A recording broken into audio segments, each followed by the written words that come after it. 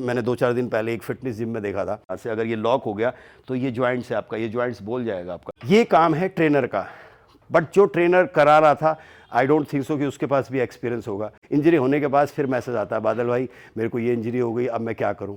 तो बादल भाई भगवान तो है नहीं कि तथास्तु बोलेगा वहां से काम हो जाएगा आपका। Welcome back my YouTube family. तो कैसे हैं सारे के सारे भाई लोग। तो ब्लैक कॉफी के साथ प्री वर्कआउट ड्रिंक के साथ हम स्टार्ट करेंगे आज लेग का वर्कआउट। तो ये जो मेरी सीरीज है, ये मेरी कटिंग की सीरीज है, जिसमें मैंने 2 आपको जो है एक्सरसाइज बता चुका हूं, जिसमें चेस्ट और बैक के साथ बाइसेप्स, चेस्ट के साथ ट्राइसेप्स। उसके बाद जो बैक की एक्सरसाइज आएगी उसमें अलग होगा। चेस्ट की एक्सरसाइज इस बार अलग परफॉर्म की है, अभी जो नेक्स्ट चेस्ट की वर्कआउट आएगा वो अलग होगा। क्या है, अपर को फोकस करेंगे, एक बार हम लोअर को फोकस करेंगे, सेम बैक में भी इसमें भी। तो बाइसेप्स को बड़ा कैसे करना है, ट्राइसेप्स को बड़ा कैसे करना है। जो पहले दिन वर्कआउट किया वो जब थर्सडे को आपने रिपीट करना है तो थर्सडे को वो वर्कआउट नहीं करना है, थर्सडे को आपने दूसरा वर्कआउट करना है, लाइक मंडे, ट्यूसडे, वेडनेसडे। 3 दिन का वर्कआउट अलग होगा, फिर 3 दिन का वर्कआउट अलग होगा। तो आज मैं लेग का वर्कआउट आपको बताने वाला हूं कि किस तरीके से लेग का वर्कआउट आपको करना है, कौन कौन सी एक्सरसाइज आपने वेडनेसडे को करनी है, यानी कि तीसरे दिन करनी है। अब इसके बाद जो मेरी वीडियो आएगी वो आएगी आपकी डाइट की, कंप्लीट डाइट की। अभी मैंने डाइट की जो वीडियो डाली थी लास्ट में वो अराउंड 1500-1600 कैलोरीज के करीबन डाली थी, लेकिन मेरी जो अभी डाइट चल रही है जिसमें 2100 कैलोरीज में ले रहा हूं। तो ये एक कह सकते हो आप कि अगर इसमें आप 200-300 कैलोरीज और कम कर दोगे तो आपका फैट बर्निंग प्रोसेस बहुत फास्ट हो जाएगा। तो अभी मैं कैसे फैट बर्न कर रहा हूं, एक हफ्ते में मैंने 2 किलो वेट गिराया, तो अभी इस हफ्ते में भी मेरा 1.5 किलो का टारगेट दिया सर ने, उसको कंप्लीट देखना तभी आपको समझ में आएगा। आप लोग पूछते रहते हो यार बादल भाई क्या डाइट खानी है, क्या वर्कआउट करना है। आप YouTube चैनल देखोगे तो आपको समझ में आएगा ना। आप स्किप करके देखते रहते हो ऐसे कैसे, आप ना तो पोस्चर समझ पाते हो ना आपको वर्कआउट समझ में आता है। आप सुनो ध्यान से मैं क्या कहता हूं। आप वर्कआउट जो चीज मैं आपको बता दूंगा भाई साहब, पैसे लेके भी नहीं बताते बंदे लोग। कॉफी पी लेते हैं ब्लैक कॉफी, अब ब्लैक कॉफी बहुत कड़वी लगती है मेरे को, एकदम से पी नहीं जाती, तो साथ में मैं गुड़ ले लेता हूँ।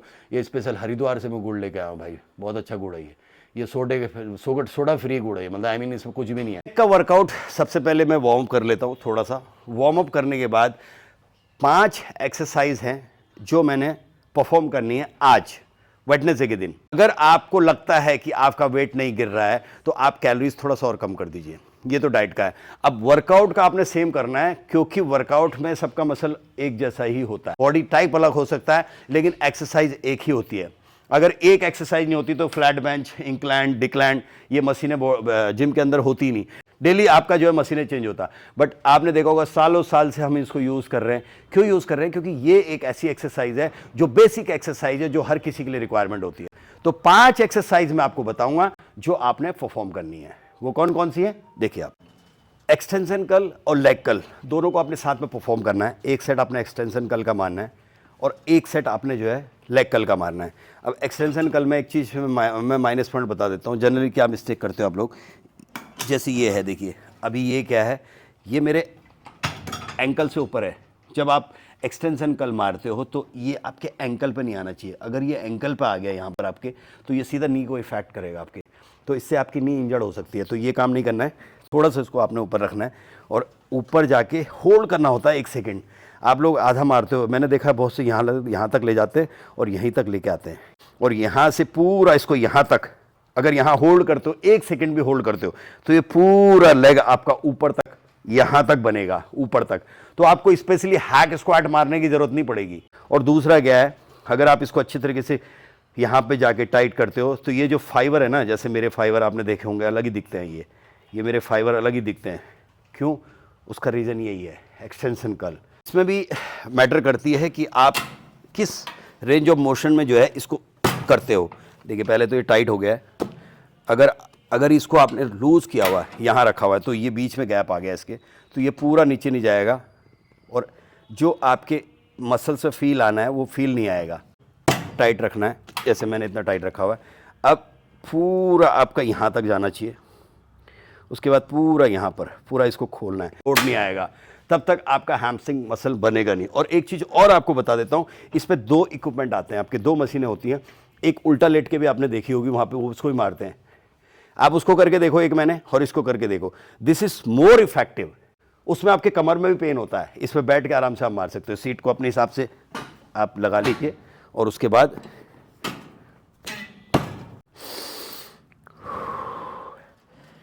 ये पूरा नीचे तक जाना चाहिए।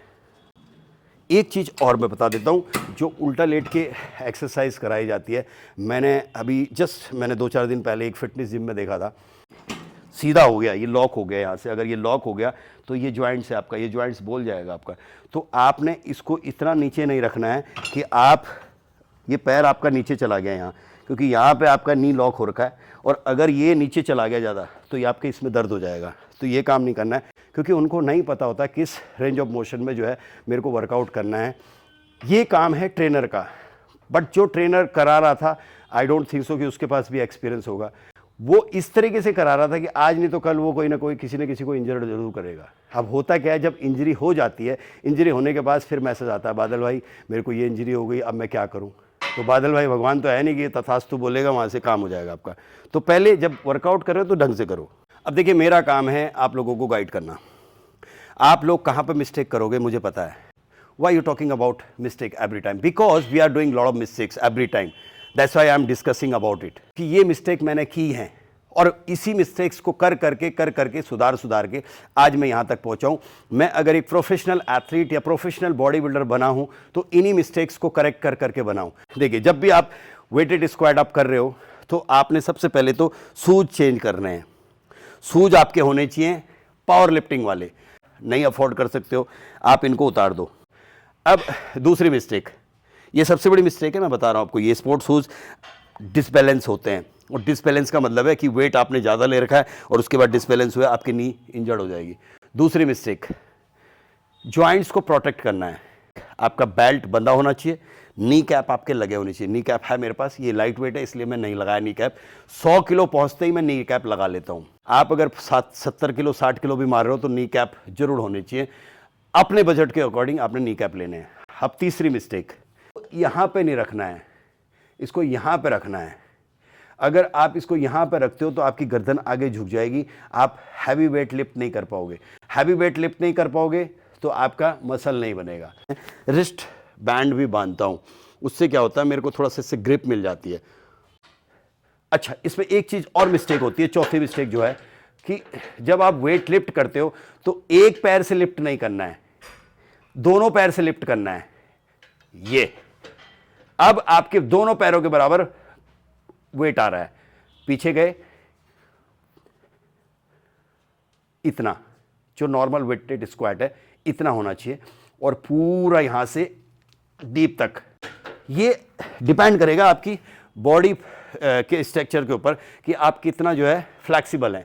आप पूरा डीप जा सकते हैं या नहीं जा सकते। अगर नहीं जा पाते हो तो जितना जाते हो उतना जाओ। ज़बरदस्ती नहीं है कि बादल भाई डीप तक जा रहे तो मैं भी डीप तक जाऊंगी या जाऊंगा। अब पांचवी मिस्टेक, ये बहुत ज़रूरी है। अगर आप नीचे गए, नीचे जाने के बाद अगर आपसे वेट नहीं संभला तो कम से कम आप इसको फेंक सकते हो। मैंने वेट उठाया, ठीक है, अब मेरे से वेट उठ तो गया, लेकिन उसके बाद मैं नीचे गया, नीचे जाने के बाद मेरे से लगा नहीं है। लगा नहीं तो मैं क्या करूंगा, इसको कि मेरे को गर्दन मेरी सेप हो गई, कमर मेरी सेप हो गई, मेरे को चोट नहीं लगी, मैं नहीं उठा पाया, मैंने गिरा दिया वेट। ये संभाल लेगा। अगर ये नहीं होगा तो वैसा ही होगा जैसा मेरा इंजरी में हुआ था। आपको पता मेरा इंजरी हुई थी, उसमें क्या था, आगे कोई सपोर्ट नहीं था, पीछे मुकेश सर खड़े थे। अब होता क्या है, जब मेरे को पीछे से कोई सपोर्ट करता है मैं और होपलेस होता हूँ। हालांकि वेट ज़्यादा नहीं था, 200 किलो ही था। 8 रेपिटेशन मैंने पहले निकाले, फिर 5वें रेपिटेशन में मैं बोल गया। रीज़न ये था कि उस दिन मैंने 22 ग्राम प्री वर्कआउट ले लिया था। उससे क्या हुआ, जब आप प्री वर्कआउट लेते हो, हैवी कैफीन लेते हो, तो हैवी कैफीन की वजह से मसल ड्राई हो जाता है। आप कभी ब्लैक कॉफ़ी पीना, ब्लैक कॉफ़ी पीने के बाद आपका गला सूखेगा। अब जब आप वर्कआउट कर रहे हो तो बॉडी आपकी डिहाइड्रेट नहीं होनी चाहिए। मसल अगर डिहाइड्रेट हो आपका तो इंजरी होगी 100%। तो वही मेरे साथ हुआ, इसी रीजन से मेरा इंजरी हुआ। तो आपने ये छोटी छोटी मिस्टेक ध्यान रखना है, नहीं तो आपको चोट लग सकती है। अब ये हो गया स्क्वाट। अगर आप मेरी वीडियो देख रहे हो तो प्लीज़ आप लोगों से रिक्वेस्ट है कि इस मशीन को जिम के अंदर नहीं रखें। इन द सेंस आप इसको मत बेचें, क्योंकि ये मशीन ठीक नहीं है। पहला रीज़न है कि इसमें हाथ वाला होना चाहिए, हाथ से जो है इसको सपोर्ट होना चाहिए, पैर से सपोर्ट है इसको। दूसरा जो है, जब हम इसको हैक स्क्वाट मारते हैं, देखिए ये सुपर स्क्वाट है, सुपर स्क्वाट तक तो ठीक है। सुपर स्क्वाट आप इसको ऐसे मार सकते हैं, ये तो ठीक है। बट जब हम हैक स्क्वाट मार रहे हैं, आप खुद देखिए, हैक स्क्वाट जो पुरानी मशीन थी वो मशीन ज़्यादा बेटर है, जो कि अब मुकेश सर ने मंगवाई है अपने जिम में। नहीं, अब इसमें देखिए गलती क्या है, ये गए, ठीक है। अब ये हैक स्क्वाट है, इसमें स्पेस आ गया, पहले तो कमर में स्पेस आ गया देखिए। अब जब मैं नीचे जा रहा हूँ, नीचे जाने के बाद ये देखो कितना स्पेस है इसमें। अब ये मेरा जो कमर है ये इससे हट रहा है, क्योंकि इसका स्पेस गलत है। इस पे मैं मारना बिल्कुल पसंद नहीं करूंगा, बट हैक स्क्वाट आपने मारनी है। अब ये नीचे घूम रही है, इसको नीचे ना घूम के इसको ऐसे जाना चाहिए, ये। अब यहाँ पर कोई कुशन लगाओ, कुशन से नीचे जाओ, बट फिर भी ये नीचे ऐसे जा रही है, ये इस तरीके से नहीं जानी चाहिए, ये सीधी जानी चाहिए। स्पेशली ये पोस्चर के लिए ये बहुत अच्छी इफेक्टिव एक्सरसाइज है। बट मैं यही कहूँगा कि ये मशीन मेरे जिम की सबसे वर्स्ट मशीन मेरे को लगती है, जो मैंने गलती से रख दी है। ये मशीन मेरे को बिल्कुल पसंद नहीं आती। लेकिन आपने करना है इसमें हैक स्क्वाट, इसमें भी एक गलती मत किया करो। ऊपर जाते हो ठीक है, बट जब नीचे जा रहे हो तो नीचे इसको पूरा डीप तक ले जाओ, पूरा यहाँ तक जाओ, यहाँ तक आओ। अब इसमें मुझे देखना, अब मेरी ये मैं आगे झुक जा रहा हूँ इसमें, ये लग तो रहा है, ऐसा फील हो रहा है, लेकिन इसमें इतना फील नहीं आता है जितना फील उस मशीन में आता है। इसमें जो मिस्टेक्स आप लोग करते हो, आप लोग यहाँ तक जाते हो, ऊपर आ जाते हो, यहाँ तक जाते हो, ऊपर आ जाते हो। अगर जब तक आप पूरा नीचे नहीं जाओगे यहाँ तक, तब तक आपको रिजल्ट नहीं आएगा। इसमें कैसे करते हैं ऐसे, यहाँ पे कंफर्टेबल नहीं होता है, ये पैर एंकल पे ना आपका कंफर्टेबल नहीं है, घूम नहीं रहा है, ये घूमना चाहिए। आप इसके लिए ये एक्सटेंशन कल है, लेग कल यहाँ पर आप कर सकते हो, नहीं तो हाइपर एक्सटेंशन की मशीन पे भी सेम ऐसे रोलर सा होता है, वहाँ पर आप कर सकते हैं। ये कंफर्टेबल है, देखिए, भी नहीं नीचे भी नहीं, इतना कम से कम रखना है। अब इसको आपने यहाँ पर लेके आना है, नीचे पूरा नीचे जाएगा यहाँ और यहाँ तक, उससे ज़्यादा अच्छा आता है। एक हाथ से पकड़ लो आप वेट, और इस तरीके से। अब देखो ये पैर के साथ, एंकल के साथ ये भी घूम रहा है, तो ये कंफर्टेबल होता है। इसमें क्या है, इजी आपका जो है लग जाता है। तो ये हैं 5 एक्सरसाइज जो आपने वेडनेसडे को परफॉर्म करनी है। इसके साथ आपने लास्ट में 10 से 15 मिनट थोड़ा सा क्रॉस ट्रेनर कर लो, या फिर आप हल्का सा ट्रेडमिल कर लो, थोड़ा सा आपका क्या है मसल फ्लैक्सिबल हो जाएगा। और एक चीज़ जो बिल्कुल आपने भूलनी नहीं है, वो है आपका स्ट्रेचिंग। लेग के दिन और बैक के दिन लेग को अच्छे से जो है स्ट्रेच करो। अगर आप स्ट्रेचिंग करोगे तो उससे मसल बहुत जल्दी रिकवर होता है। मसल रिकवर होने के बाद 24 घंटे के अंदर मसल्स आपका फिर से तैयार हो जाएगा, नहीं तो 48 घंटे कम से कम मसल्स रिकवर होने में लगाएगा आपका बड़ा मसल स्पेशली। तो जब हम स्ट्रेचिंग करते हैं तो स्ट्रेचिंग से हमारा जो नर्वस सिस्टम होता है, हमारे ब्रेन को सिग्नल दे देता है कि भाई अब रिकवरी प्रोसेस स्टार्ट कर देना है, तो रिकवरी प्रोसेस फास्ट हो जाता है हमारा। अगर आपको भी नोटिस करना, लेग वर्कआउट करो अच्छा, उसके बाद स्ट्रेचिंग मत करो, तो फिर आप देखना आपका मसल्स रिकवर ही नहीं होगा, पेन होता रहेगा, आपको 2-3 दिन तक पेन होता रहेगा। अगर आपने अच्छा लेग वर्कआउट किया और उसके बाद स्ट्रेचिंग कर ली तो मसल बहुत जल्दी रिकवर हो जाता है। तो आने से पहले वार्म अप के बाद अगर टाइम है तो स्ट्रेचिंग, और अगर नहीं है तो वार्म अप मस्ट है, 15 से 20 मिनट कम से कम, या 10-15 मिनट तो कंपलसरी। उसके बाद फिर वर्कआउट के बाद फिर से जो है स्ट्रेचिंग मस्ट है। अगर आप ऐसा करोगे आपको ना तो इंजरी होगी, ना आपका कहीं कुछ होगा, चोट नहीं लगेगा, मसल फ्लैक्सिबल रहेगा, मसल हार्ड नहीं होगा। अब ये देखो बादल भाई का मसल एकदम बिल्कुल फ्लैक्सिबल है, उसका रीज़न ही यही है कि मैं स्ट्रेचिंग डेली बेसिस में करता हूँ। जाने से पहले इसमें ढेर सारा कमेंट करिए, प्यार दीजिए, अपना सब्सक्राइब जरूर करिए। अगर चैनल पर नए हैं तो इसका एक लाइक बटन है, बेल आइकन उसको सेट कर दीजिए, सो जो भी मेरे लेटेस्ट वीडियो होगी आप तक पहुंच जाएगी। तो ये वेडनेसडे की है, अब आपको लास्ट 3 वीडियो और मिलेंगी इसी सीरीज़ की। Thank you guys, love you all.